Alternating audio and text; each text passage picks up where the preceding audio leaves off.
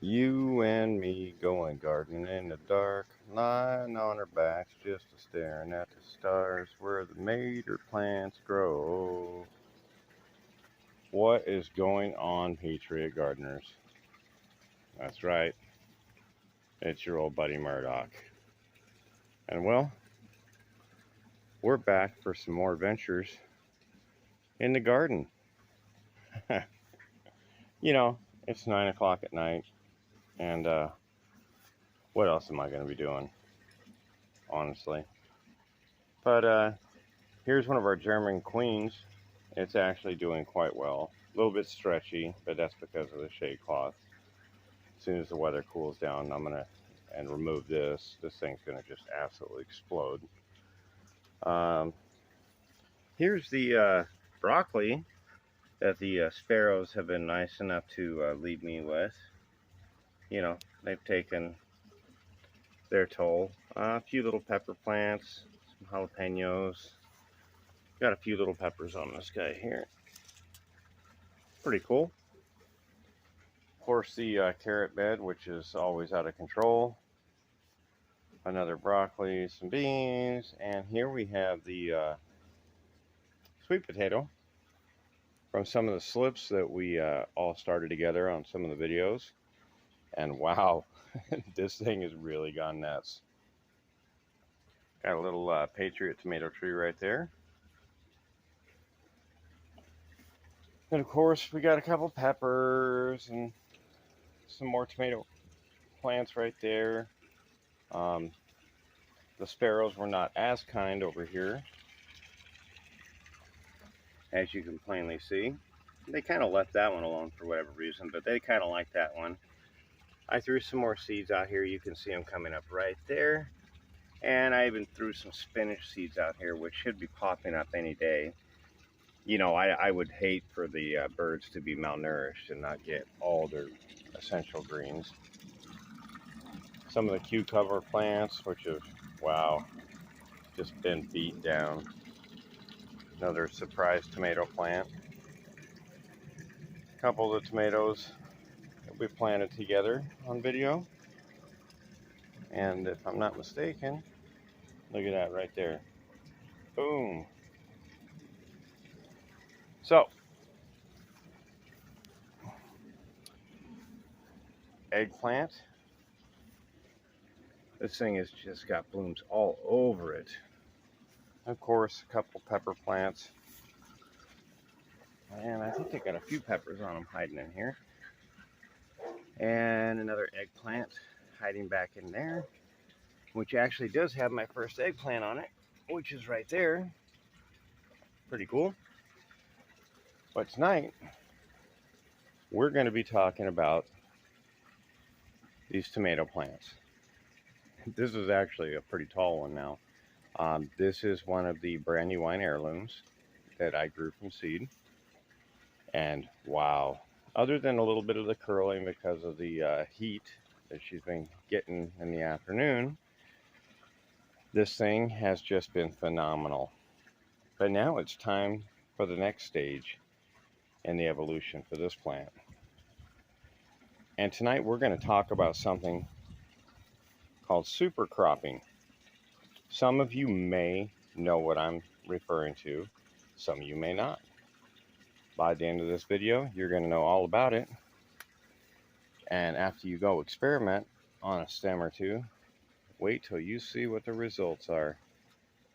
Yeah, this plant's good to go. So,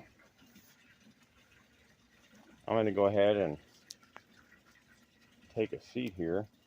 Let me see if I can do this without dropping my phone.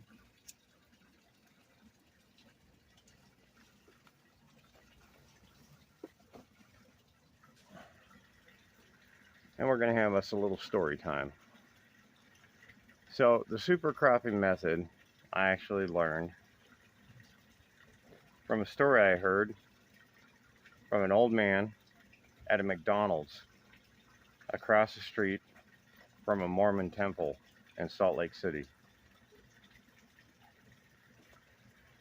When I was about 16, a bunch of my friends went there. They were all Mormon, and so that was a big thing here in Arizona. Excuse me. And so we all went to the Salt Lake Temple thing there. And, I really wasn't big into it. And so I went across the street to get me a Big Mac and some chicken nuggets. And there was an old man there, and he asked me if I was with the Mormons. And I said, no, they're my friends are over there doing their temple thing and whatever else, but I was just there kind of hanging out. And so he actually told me a story as we sat there about a farmer that the Mormons chased out of town. Apparently, this guy really wasn't a fan. But that being said, so the story goes. There was a farmer that came into Salt Lake. The Mormons had already settled, and he was a pretty devout Christian and didn't actually believe in the whole Joseph Smith and I ate mushrooms and prayed to a newt in the forest and that whole 9 yards, which sounds like a pretty smart guy to me. But the way that they operate down there, they kind of ostracize the farmer and they cast him out. The land operators, the guys responsible for selling lands and land deeds, gave him an old rundown property on top of a hill that was way too windy. Everybody else was growing potatoes and other crops way down in the valley below. But this guy wanted to grow tomatoes. And so they all laughed and kind of made fun of him and kind of basically ran him out of town. He wasn't allowed to buy seeds. He wasn't allowed to buy fertilizer, mules, hay, anything like that. So he had to become pretty self-independent. Well, he planted tomato plants, and boy did they grow. What everybody didn't know is he was sitting on a little volcanic shelf deposit that actually had a lot of azomite and earth minerals in it. And so the tomatoes were really growing great. Until one night, there was a huge storm that came through Salt Lake and literally ripped all the fields apart, tore all the plants up in the valleys below, and people were, weeks from winter coming on. They hadn't even done their fall harvest yet, and they didn't know what they were going to do. The old farmer up on top of the hill went out the next morning to see all his tomato plants had been laid over and blown down. And he said, "Oh Lord, I know you sent me here for a reason, and I refuse to give up. Even though all my plants are on the ground and they'll probably all die, I still need to try." And so he tied up all of his tomato plants that laid on the ground. And what he didn't know and what he didn't realize, that in Father's great wisdom, is that storm that he thought was a curse actually turned out to be a godsend in his favor. See, inside a tomato plant, they have what's called an inner and an outer herd inside, and little vesicles that take up fluids and stuff inside them. I'll actually post up a picture of what I'm describing to you, and then you'll fully understand. Well, in the story, the man, after he stands them up, tomato plants, after they've been thrashed, repair themselves where the bend was and grow twice as thick and uptake 2 to 3 times the amount of materials. Within 3 weeks, that man had giant tomatoes. His entire field was completely overloaded. And guess what happened next? All the people that had cast him out came up the hill to beg food from him. And never once did he accept any of the begging. He allowed all of the people to come in and take as much food as they needed for their families, said prayers with them all, and let them go about their day. I think that that was a lesson for all of them.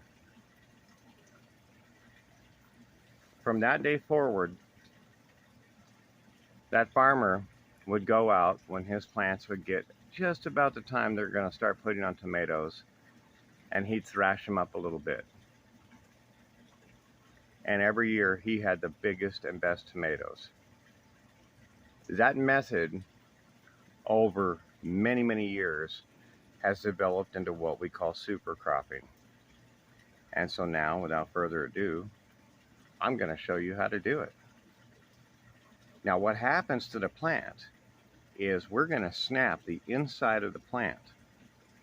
Sounds kind of brutal, but it's not really. We're going to leave the outside of the plant completely intact and unharmed. And by doing this, what we're doing is breaking all those little vesicles and the little inner herd, that little chalky white inner part of the stem, and it's going to act like a broken leg or, a broken bone.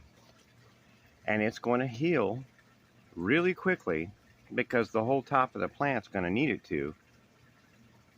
And when it does, it's going to put up extra vessels right around that to ensure that it never breaks in that spot again, and the upper part of the plant will get everything that it needs.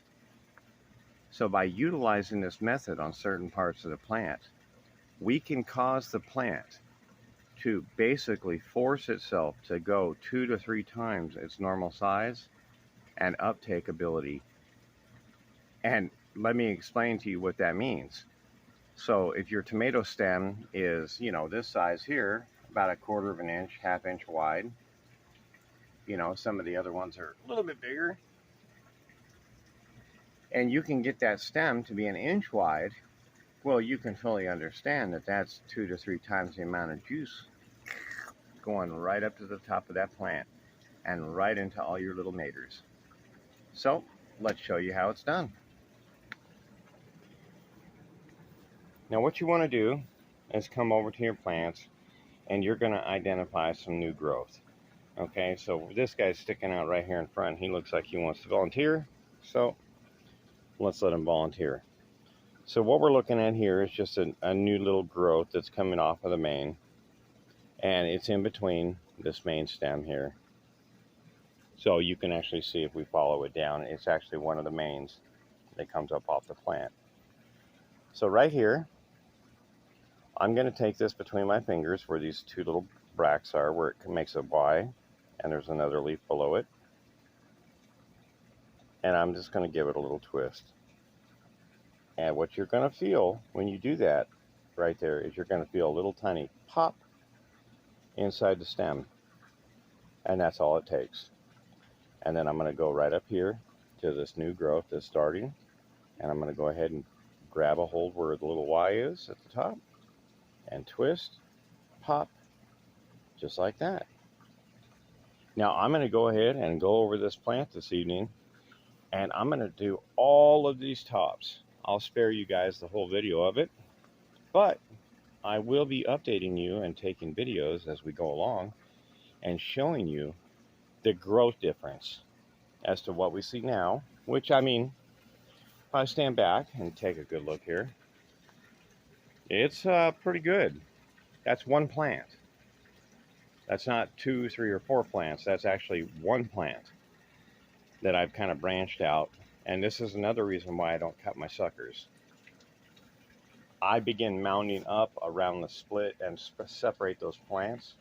And down there at the base, let me see if I can show you guys. Where that's coming up, yeah, you can see all of this growth that you're looking at is coming up off of these 3 stems right here. But underneath the ground there, I have already mounded up about 6 to 8 inches around the plant to give it a bigger root ball. And then, most people would have cut off one of these suckers or 2 of them if they were going to main stem it. But instead, I like to keep them and promote them. And as long as you have the food in the ground for your plant, I don't know. I got that one and that one are about the same size, and this one's really not far behind, and all of them are going to produce. So I could have one that makes a couple tomatoes that might be just a little bit bigger, or I can have 3 plants that are going to end up being 8 to 10 feet tall and completely loaded. I mean, it's pretty easy math. So I hope you have enjoyed this video, and I hope everybody has a really good evening. I hope everybody really gets the blessings they've been asking for in their gardens. I know it's been tough. Everyone around the entire globe is being attacked by this just evil force, whether it's just the bugs or it's the fungus or it's the 13 on the UV scale that people have never seen before, like Sahara Desert kind of ultraviolet radiation. Whatever it is, we're just being bombarded from every side. But look at all the new babies. Even with all of that going on, Patriots, there is life. Things are growing. Father is showing us that things can be done. So, keep your chin up. Keep your heart strong. And never give up, never surrender. Ever, ever. And you should try this on one of your tomatoes. Try it on one little stem. And just look at the difference between that stem after a couple weeks of growth and the entire rest of the plant. I'll actually see if I can pull up a couple articles that maybe show a few diagrams of what's actually going on inside the plant and why this works so well. I just thought it was a neat story. And many years later, I love to grow tomatoes, and I look back at that really old dude sitting at the McDonald's as I'm eating my Big Mac, listening to him tell these stories, and I just was in absolute awe. And all these years later, I know why he told me. So have a good evening, Patriots. Love you all. God bless. Murdoch out.